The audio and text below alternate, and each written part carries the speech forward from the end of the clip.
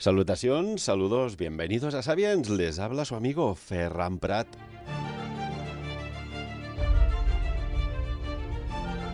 Y aquí, como cada día que miramos de acercaros esta otra realidad, a veces que pasa como si fuera la radioactividad invisible, imperceptible, inolfactible e intactible.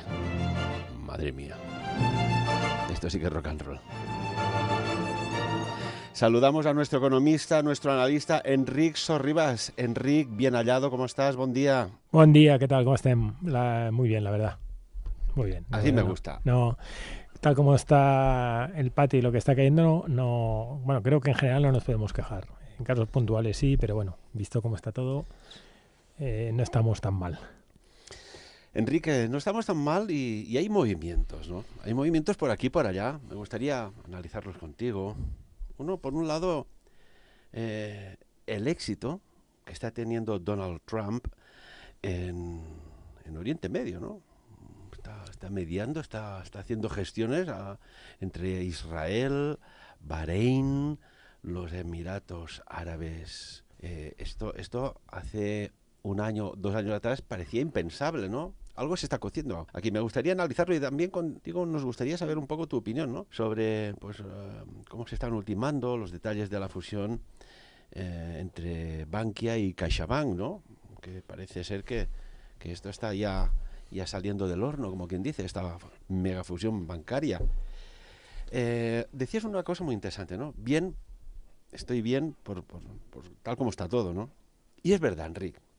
Si me permites, voy a recordar que dentro de lo que cabe somos unos auténticos privilegiados de vivir en estos tiempos.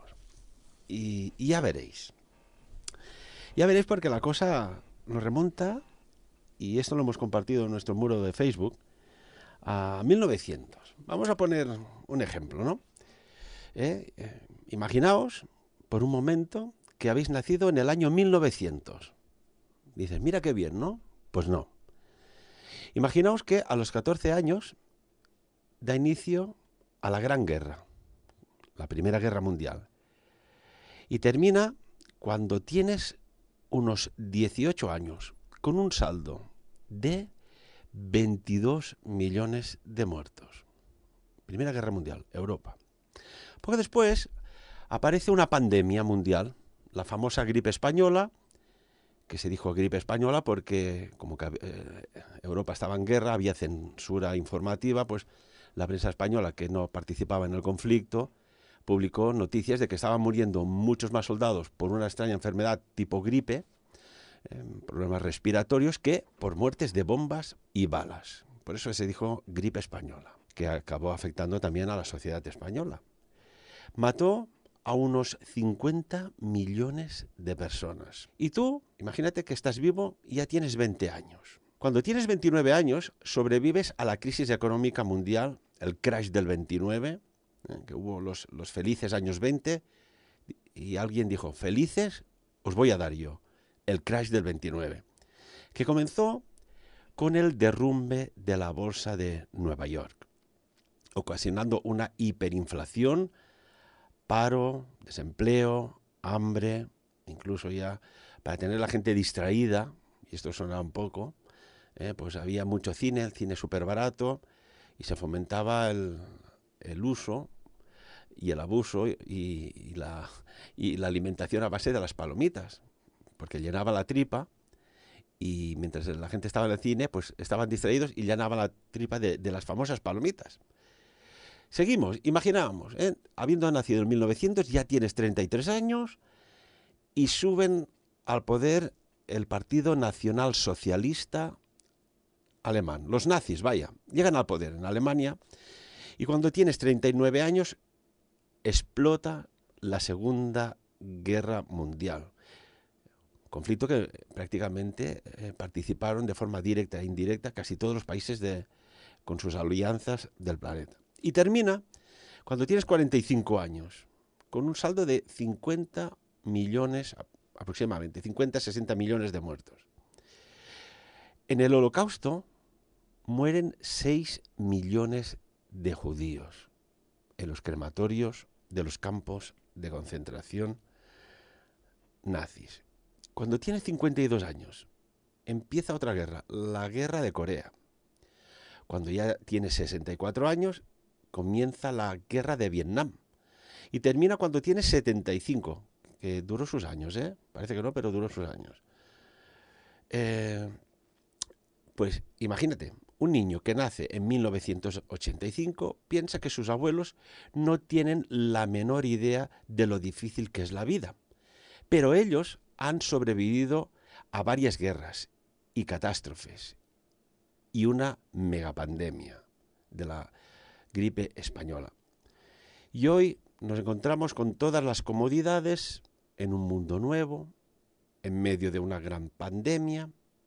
La gente se queja porque por varias semanas tuvieron que quedarse confinados en sus casas, con electricidad, la mayoría, con su teléfono móvil, con sus alimentos, y algunos hasta con agua caliente y un techo seguro sobre sus cabezas.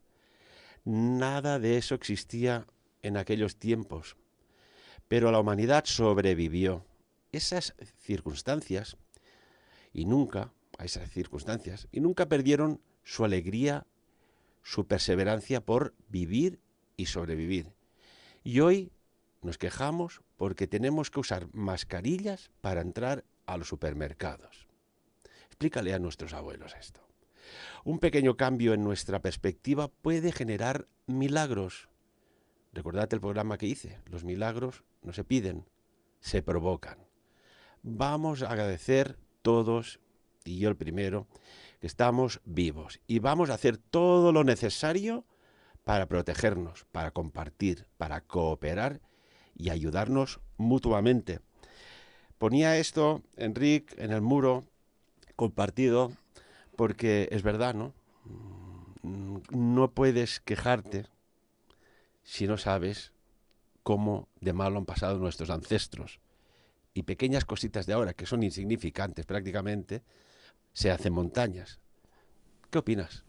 Bueno, es como todo, es una visión sesgada, ¿no? Es decir, nosotros vivimos nuestra realidad no tiene por qué ser la que ven los demás, eso lo hemos contado alguna vez, y como nuestro estándar es muy alto, pues claro, cualquier cosa que nos rompe el estándar, pues evidentemente nos la tomamos como una hecatombe, ¿no? Creo que el otro día lo comentaba Luis, ¿no? Que hoy en día pues a los chavales se les rompe el teléfono móvil y eso ya es, bueno, es la Tercera Guerra Mundial.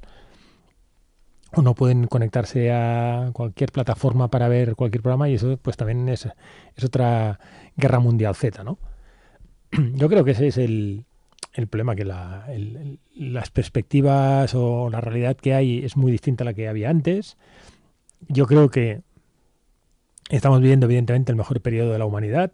Estoy hablando de lo que es el primer mundo, ¿eh? Ojito, o sea que no estoy extrapolando, pero digo lo que nosotros conocemos. Evidentemente todo el mundo podría estar mejor, a todos nos gustaría estar mejor, pero en conjunto yo creo que es lo que decía antes, no nos podemos quejar.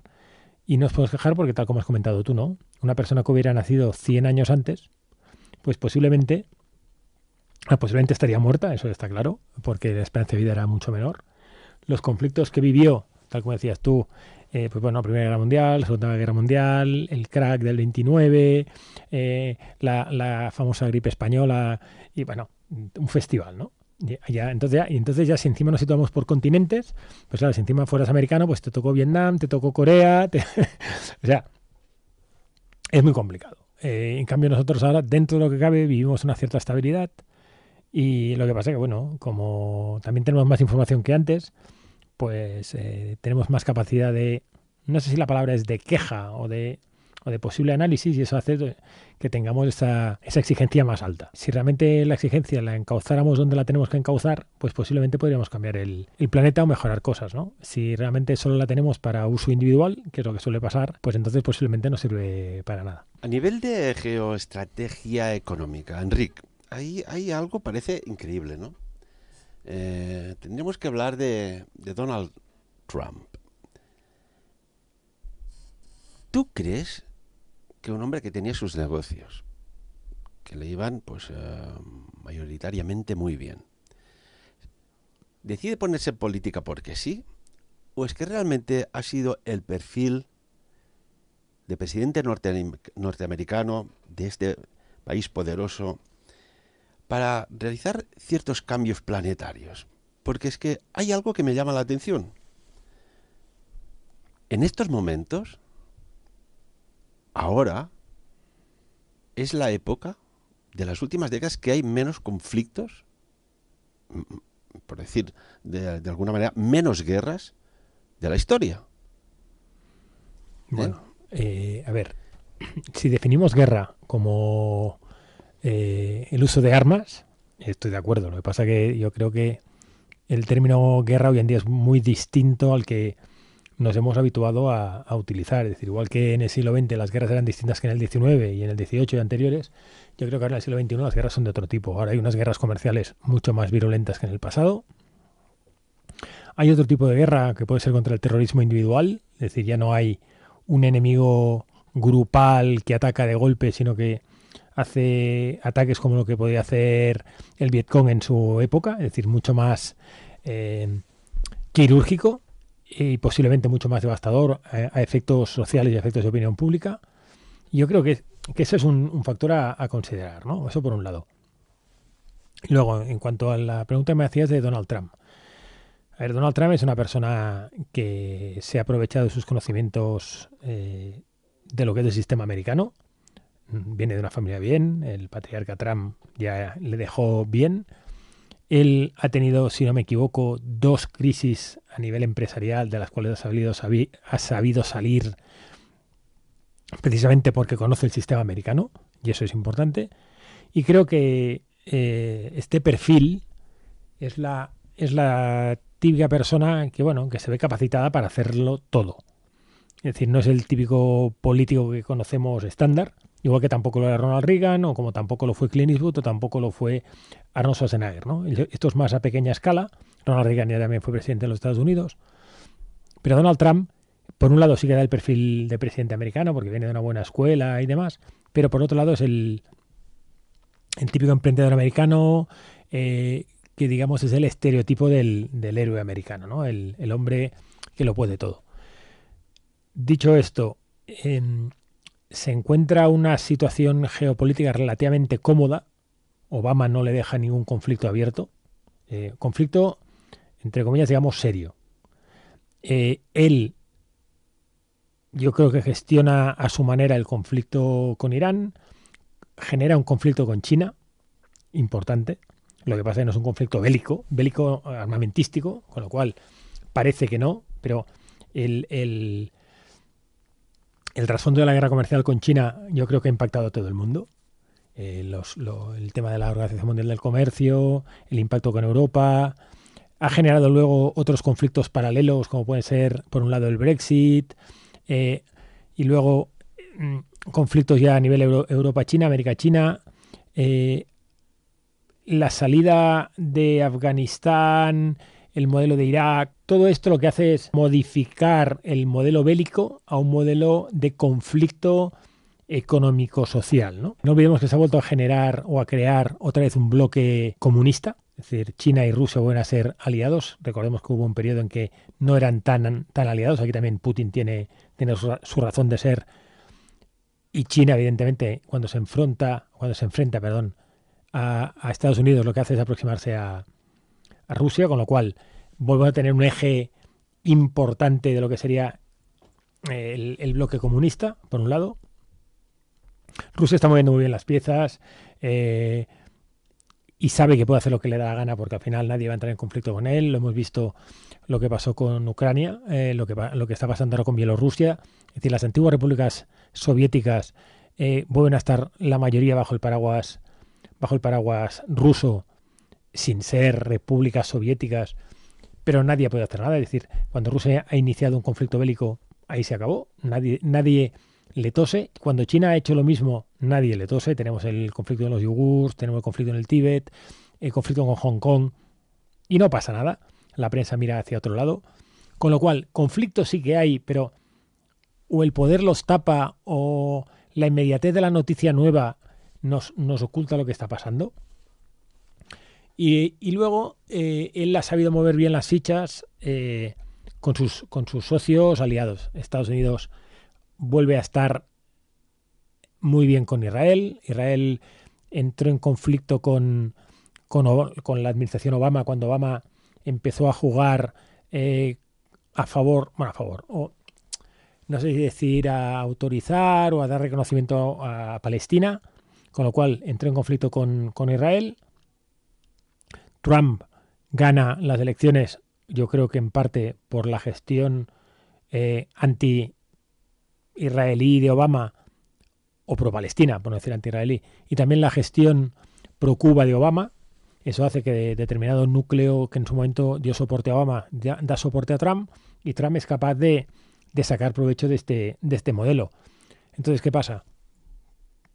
Aprovechándose de las buenas relaciones que tiene con Israel, y no olvidemos que Israel vuelve otra vez a su política de asentamientos, y tampoco nadie dice nada, y luego lo que hace es, con las pequeñas economías del Golfo, con las que Estados Unidos siempre ha tenido muy buen trato comercial, estamos hablando de Emiratos Árabes Unidos, estamos hablando de Bahrein, las pequeñitas, son las que en este caso están abriendo la gestión, el acuerdo, el buen rollo con Israel. Pero Israel continúa teniendo conflicto con Irán, y yo creo que ese va a ser definitivo. Posiblemente lo tiene con Arabia Saudí, por el mismo motivo, y posiblemente con alguna otra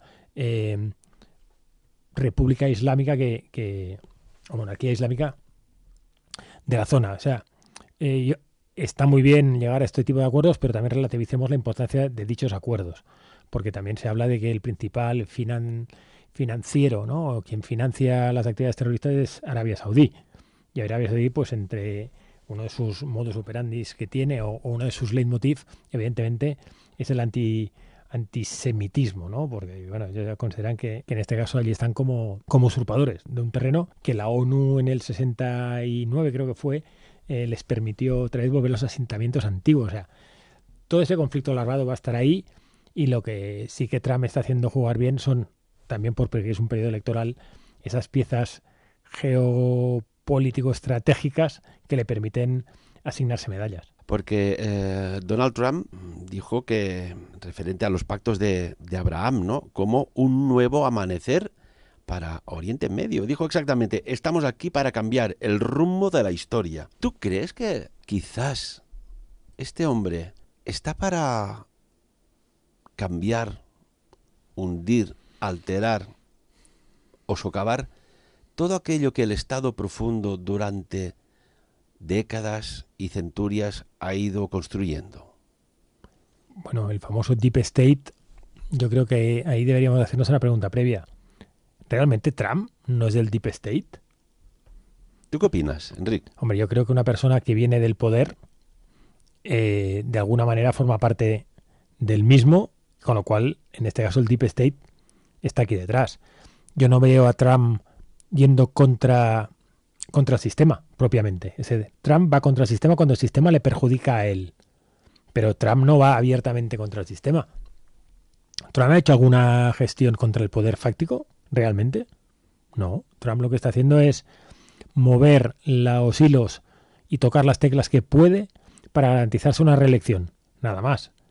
Pero a nivel económico ha cambiado algún paradigma. Yo creo que fue un poco más antisistema Obama, y ya sabéis que Obama tampoco era santo de mi devoción, porque creo que se le puso en un altar mucho antes de lo que tocaba, y no tengo claro que le tocara tampoco, porque creo que ha habido otros políticos mejores como para recibir el Premio Nobel de la Paz que no Obama.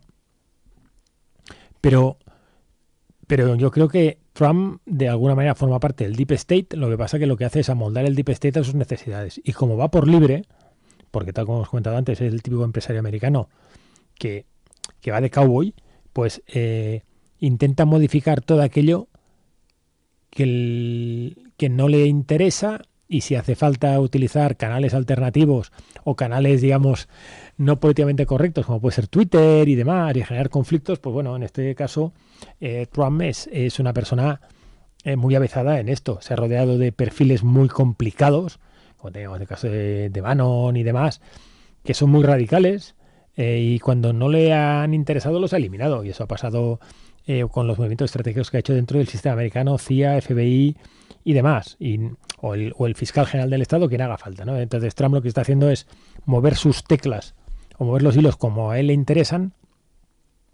y entonces pues cuando le interesa ponerse también esa medalla.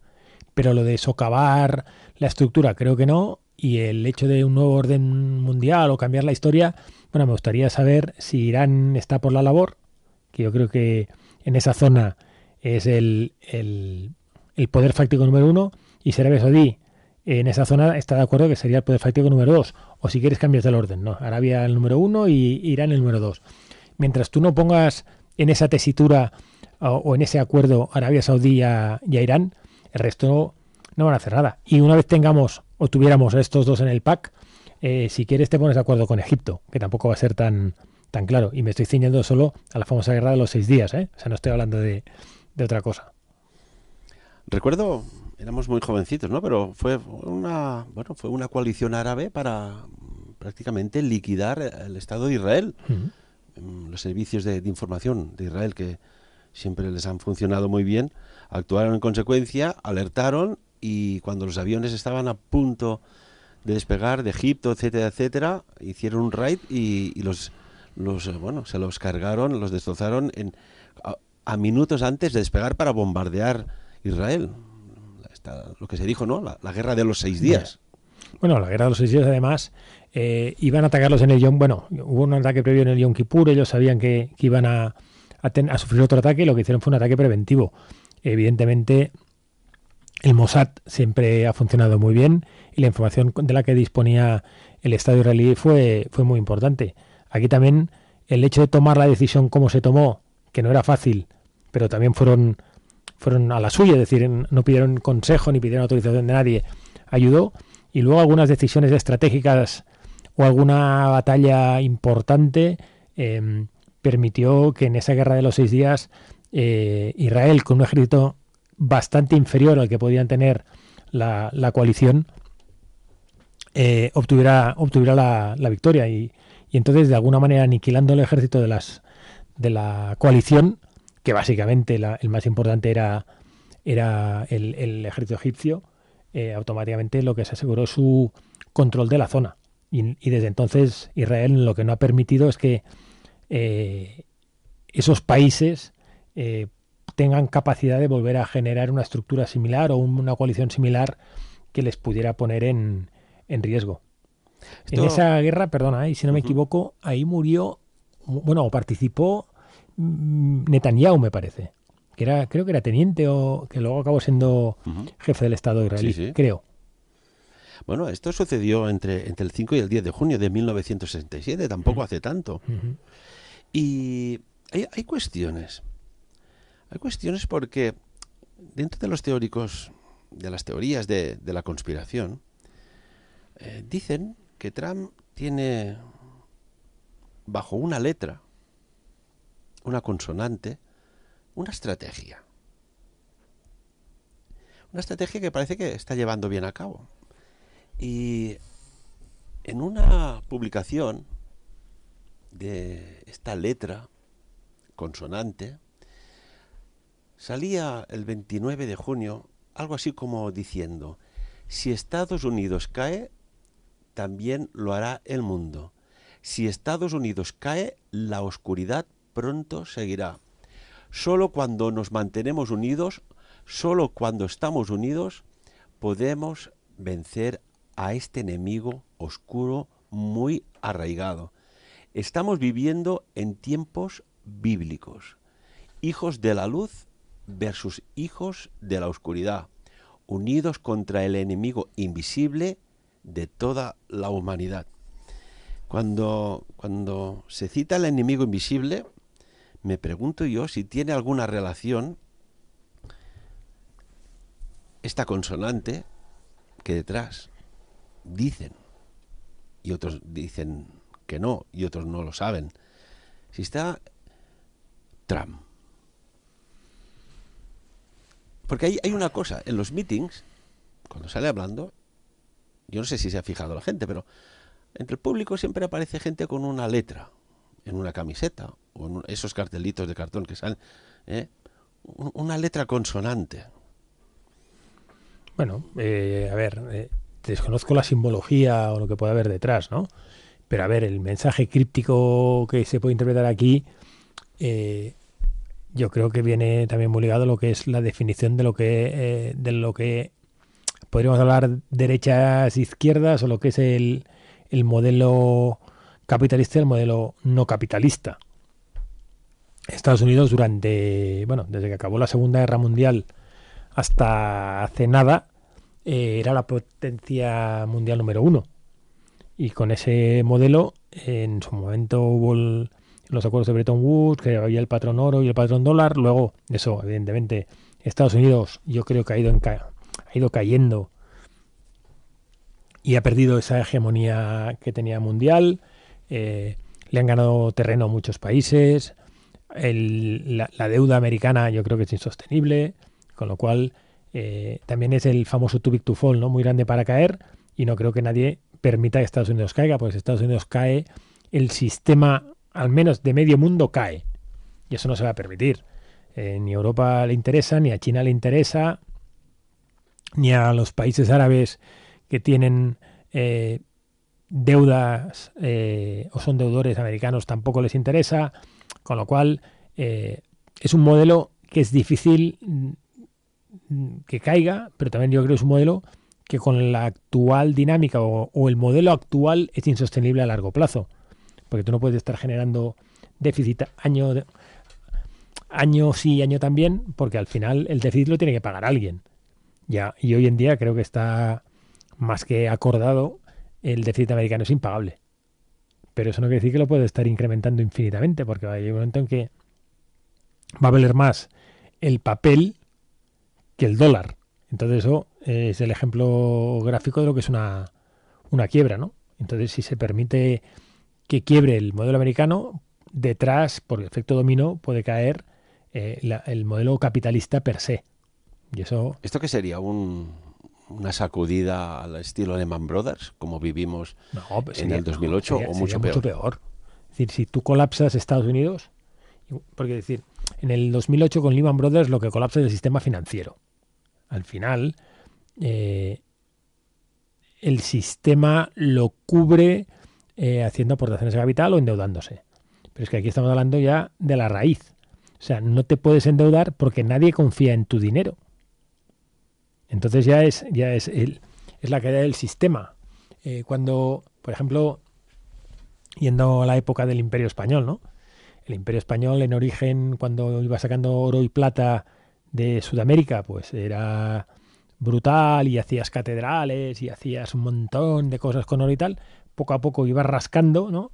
Y al final el valor del oro ya no era el que era, y el valor de la moneda ya no era el que era, y al final se tuvo que institucionalizar el peso y demás para poder valorar algo, porque todo se había ido devaluando. Pues bueno, claro, si eso generó caída de imperios, y eso ha pasado en otras situaciones similares, el famoso crack del 29 también es un tema de desconfianza.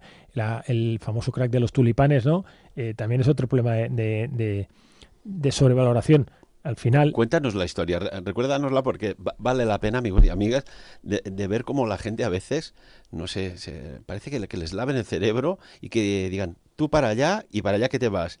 Y la crisis de los tulipanes, yo no sé si fue una de las mayores manipulaciones económicas de la historia, o realmente es que la gente no veía un poco más allá. Recuérdanosla, por favor, Enrique. Es un ejemplo gráfico de lo que es una burbuja. Nosotros nos hemos quedado con la burbuja inmobiliaria, y antes hubo otras burbujas, y una de las más conocidas es la de los tulipanes. La burbuja de los tulipanes se produce en los Países Bajos, en Holanda concretamente, y hay un periodo en el que el valor de los bulbos, ¿no? Lo que es la base del tulipán, empieza a tener un valor estratosférico. Y entonces la gente empieza a comercializar los bulbos de tulipanes, pero los empieza a valorar sin medida. Es decir, al final el bulbo de un tulipán podía valer lo que valía una casa. Y entonces la gente iba creyendo en este modelo de que cada día eso valdría más. Hasta que llegó un día en que alguien o algunos se dieron cuenta de que el valor de un tulipán no podía valer lo que valía un molino o lo que podía valer una casa. Automáticamente, cuando tú desconfías del sistema, el sistema colapsa. Y por eso digo que, claro, un colapso, eso es muy importante. Y eso lo que generó fue una crisis brutal en los Países Bajos, porque hubo mucha gente que lo perdió todo, porque había apostado al valor de los tulipanes. Entonces, el modelo actual vive de la confianza. Nosotros tenemos un papelito que pone 10 euros o 20 euros, 50 euros, 100 euros. Nos creemos que eso vale 100 y nos lo creemos porque cuando alguien te lo da, tú le das algo a cambio por ese importe, más un cambio, y tú eso crees que con eso pagas algo.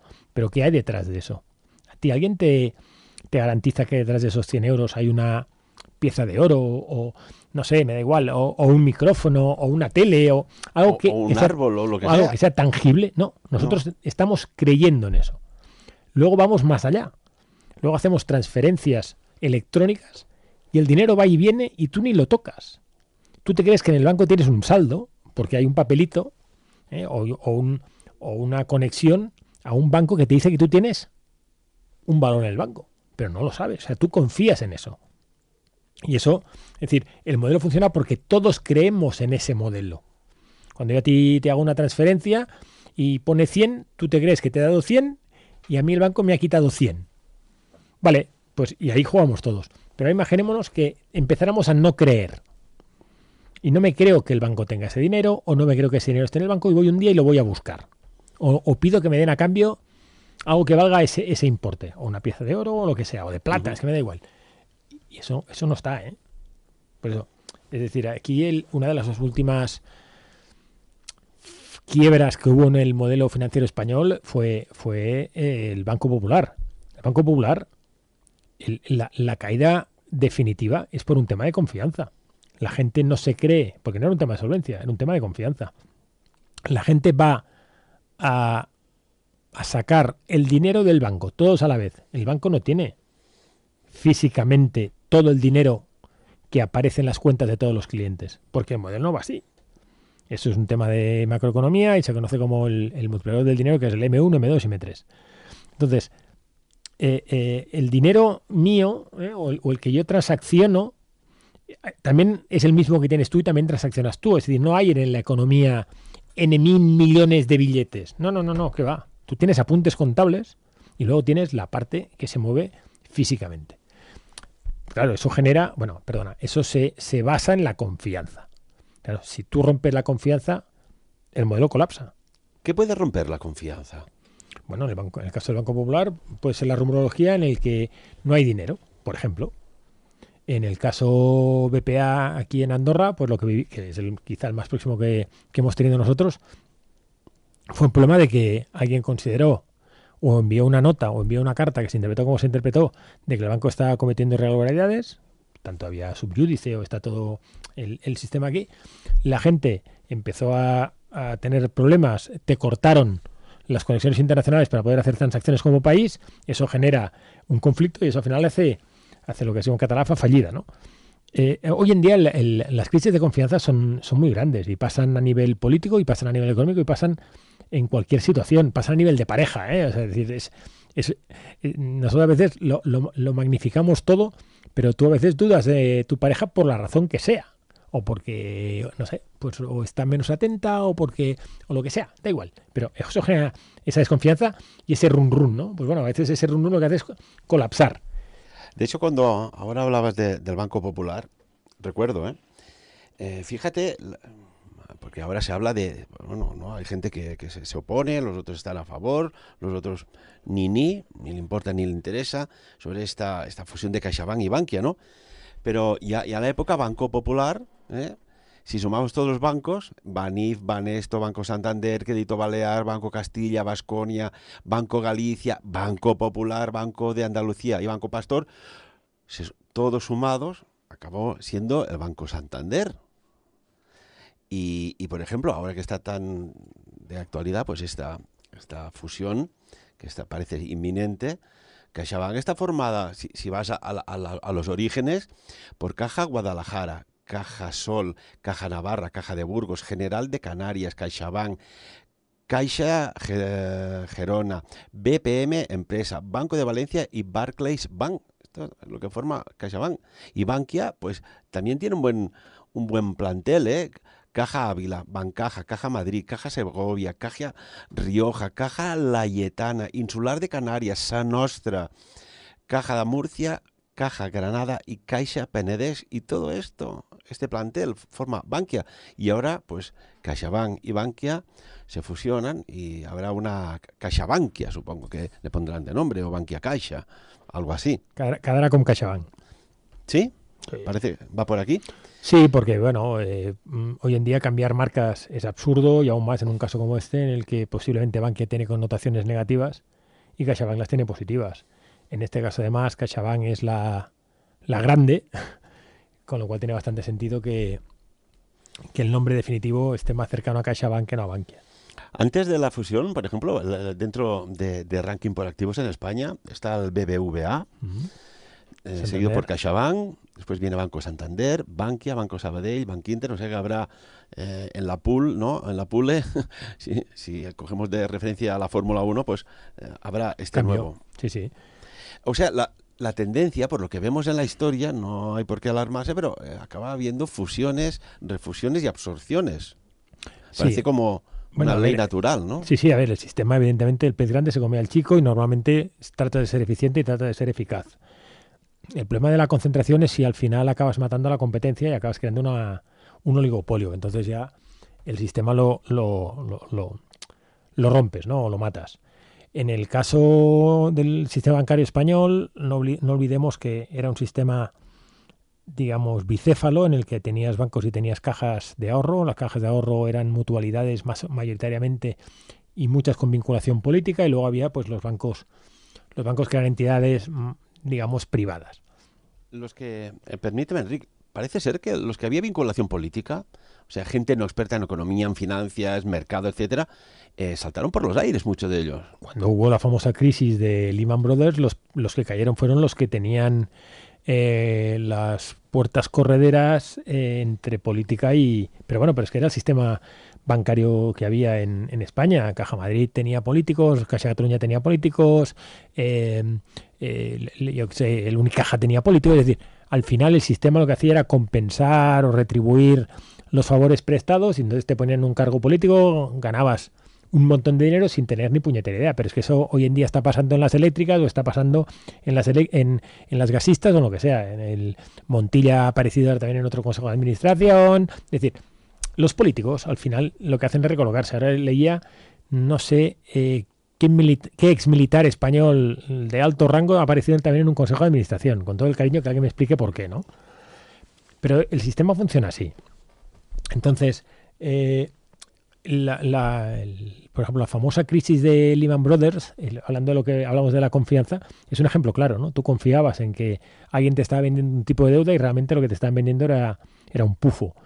Cuanto más grande era el pufo, peor. Y entonces, pues las entidades que no valoraban el riesgo o vivían del momio o del cuento, pues al final, cuando el mercado se vuelve duro y el mercado se vuelve más racional, pues al final acabas cayendo porque tu estructura de gastos o de deuda es insoportable. Aquí tenías dos maneras de funcionar. Una es la que se hizo en Islandia, que se dejó caer el sistema y a los políticos los mandaron a la cárcel, o luego está el sistema español, donde el Estado les dio dinero para aburrir, pagó el agujero, y ahora luego resulta que mediante fusiones y demás historietas, pues acabamos pagando nosotros el agujero y alguien se va a llevar los beneficios, ¿no? Es un modelo que a mí me parece un poco injusto. Y más si uno de los motivos de la posible fusión es un tema político. Y creo que aquí el tema político pesa. No olvidemos que el principal accionista de Bankia es el Estado. Entonces, pues aquí también interesa de alguna manera controlar una de las principales entidades financieras. Tener un peso importante en las principales entidades financieras del país, como puede ser la Caixa. Pues, ¿Quieres decir, a ver si te entiendo o lo interpreto correctamente, de que acabaremos viendo en el Consejo de Administración alguien del actual gobierno? Bueno, si no estará allí alguien que represente al gobierno, sí, si no me equivoco, el gobierno va... Bueno, ahora hablo de las cifras que he leído, pero aquí también depende de la evaluación final, porque justo antes del anuncio, lo que era CaixaBank era 3 veces Bankia, y después del anuncio creo que la proporción es 2-1, porque se ha revalorizado mucho más Bankia que no CaixaBank, ¿no? Y ese es uno de los motivos de discusión que hay. Uh-huh. Pero en lo que había leído es que, si no me equivoco, de la entidad fusionada el Estado tendría casi el 15%. Eso es una burrada. Entonces, claro, ¿hasta qué punto el juego político es de un estilo o es de otro, ¿no? A mí cuando la política o los políticos aparecen en consejos de administración, a mí me incomodan bastante, porque o eres un crack que ya venías de, me da igual de la economía, has sido político 4 días y vuelves a la economía, me parece bien. Cuando eres una persona que ha vivido la política toda la vida y de golpe porrazo te dan un premio y aparece en un consejo de administración, pues ya me incomoda un poquito más, ¿no? Y ahí, y digo porque España, por desgracia, tenemos los consejos de administración llenos de estos perfiles. Y así al final nos lució, ¿no? Y hablo de los más conocidos, como fue Serra en Caixa Cataluña, por ejemplo, que este fue un gran problema. También Caixa Barcelona también ha tenido sus problemas. Caja Madrid era también otro escándalo, ¿no? Donde los políticos iban entrando y saliendo. Unicaja. Bueno, había unas... Bueno, también podemos hablar Caja Castilla-La Mancha, es decir, podemos entrar en cualquiera, ¿eh? No es un problema de solo las que voy citando, sino que todas tenían en sus consejos expolíticos que lo que hacían era pues tener su retiro dorado. Y no sé, nos quedan ya poquitos minutos de programa. Me gustaría comentar algo que no tiene nada que ver con lo que hemos estado analizando, pero es interesante, ¿no? Todo lo que nos hace pensar de que si hay vida más allá, y estamos hablando de vida inteligente, de nuestro querido y también maltratado planeta Tierra, por la cantidad de polución mental, emocional y residuos que se lanzan ahí a los mares, bajo tierra, etcétera, etcétera, de que cada vez van dando más pistitas, de forma muy sutil. Ahora que sí que hay una molécula que puede ser Venus. Un indicio que hay vida en Venus, ¿no? Se había dicho que en Venus había una colonia importante de alguna especie no humana. ¿Tú crees que esto ya estamos cerquita de la gran revelación? ¿O aún interesa, cuando se creó el Majestic 12, seguir ocultando la evidencia de que hay otras especies más allá de la nuestra? Yo creo que cada vez estamos más cerca porque evidentemente cada vez se conocen más cosas, nos las van dando poquito a poquito y al final creo que va a caer por su propio peso. Lo que no sé es si va a ser inmediato o no, pero reitero lo que he dicho siempre, que alguien, y respeto cualquier opinión, pero que en la vasta inmensidad de la Vía Láctea, por decirlo así, ¿no? Del sistema planetario, creernos que estamos solos, creo que tenemos un problema de egocentrismo bastante importante. Lo que también hemos de tener claro es que igual lo que puede vivir o está viviendo en Venus, no lo sé, es que igual no tiene nada que ver con nosotros, absolutamente nada. O sea, puede ser, no sé, puede tener cualquier forma o lo que sea. Pero está hablando de que creo que en Venus la temperatura que hay, creo que es de 400 grados Celsius, me parece. O sea, que lo que está claro es que su modus vivendi es distinto al nuestro, seguro. Y que no se parecen en nada a nosotros, seguro. Entonces, por plantear el que muchas veces la gente tiene la visión de, bueno, o nos creemos que los otros entes vivientes que puede haber en cualquier lado van a ser humanoides. O no. No. Porque claro, es decir, yo no sé hasta qué punto alguien se plantea lo que son 400 grados centígrados. Bueno, de hecho, el sargento Clifford Stanford, si no recuerdo mal, en una conferencia pública cubierta por la CNN, junto con otros exmilitares norteamericanos y comandantes militares de aviones, dijo que tienen catalogadas unas 52 o 56 especies, no razas, Sí. especies. Algunas más humanoides, más similares a nosotros, y otras de formas ya así que parece que sean más mitológicas, ¿no? ¿Y si es así? Yo siempre me pregunto, ¿por qué este hombre dijo esto en aquel momento, en el 2001? ¿A santo de qué?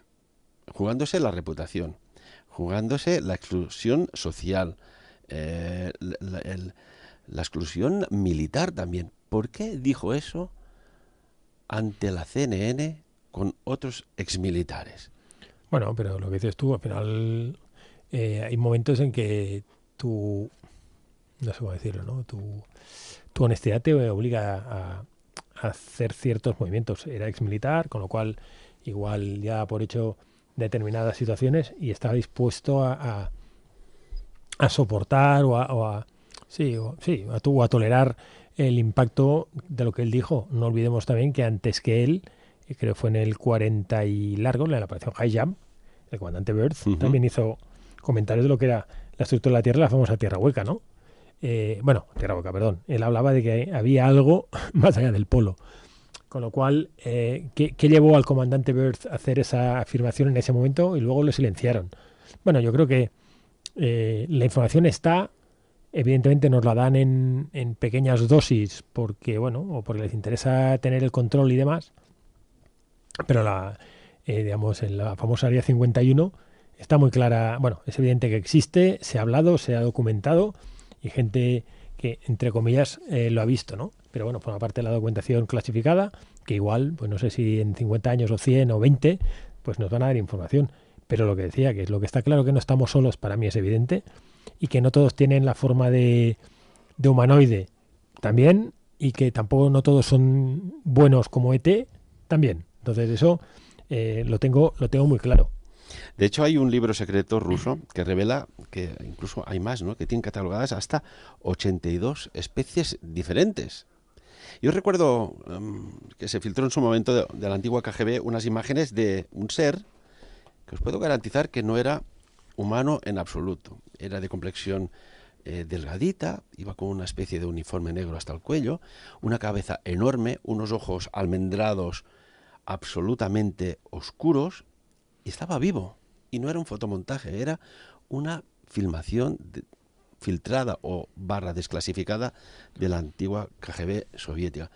No sé, pero a mí me da la pinta, y aquí que tiempo al tiempo lo que decimos acaba sucediendo, de que podemos tener una sorpresa, y espero que sea grata, porque antes que hablabas de Ronald Reagan, cuando dijo lo que dijo ante la ONU, cuando era presidente de Estados Unidos, de que ante una amenaza exterior todos los países se deberían unir, de momento tenemos una amenaza interior, Bueno, invisible, como dice Donald Trump, bueno, el bichito este. pero a ver, aquí hay dos cosas. Por un lado, películas sobre este tema, el ejemplo es Independence Day, lo hemos vivido, Uh-huh.